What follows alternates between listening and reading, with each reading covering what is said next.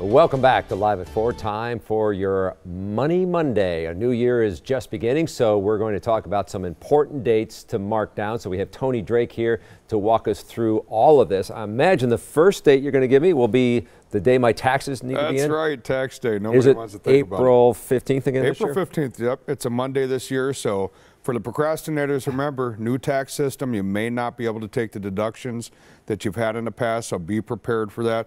Great way, though, don't procrastinate. It's a wonderful way to avoid. It's one of the biggest frauds out there. People will file under your number. Oh, yeah. Get a fake. The way to eliminate that, get your tax return done, it stops it. Yeah, so I think because we've talked about this year's tax return is going to look different than last year because the taxes changed, the tax codes, right? Yeah, it really has. Nearly 50 million people did the long form, took all the deductions. This year with the standard deduction doubling, they're estimating it's going to be under 20 million, so big change for a lot of folks. So how quickly will I know that if I'm doing with a tax advisor? Is he or she going to look at last year's and say, you're probably not going to have to do the long form this year? I think that's going to be a common conversation. You're going to look at last year's, any big changes, no, then you're going to know whether you're going to take the standard or the long form. Okay, so outside of my birthday, what other dates do I need to know? You got October 1st, you know, open enrollment for health insurance. Yep. Really explore your options. I'm a big fan of the health savings accounts.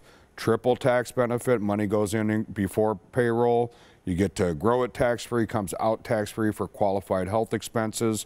And then, of course, is your birth date this year. So if you're turning 70 and a half or older, required minimum distribution start. It can be a scary time for people. You have to start taking money out before December 31st for what's called required minimum distributions. Yeah, so you have to know when you're going to hit that age in this year? Yeah, it gets a little confusing because it's actually 70 and a half. So depending on when your birthday is, you may turn 70 in one year and 70 and a half in another. Okay. Social Security can also be a really intimidating one for folks.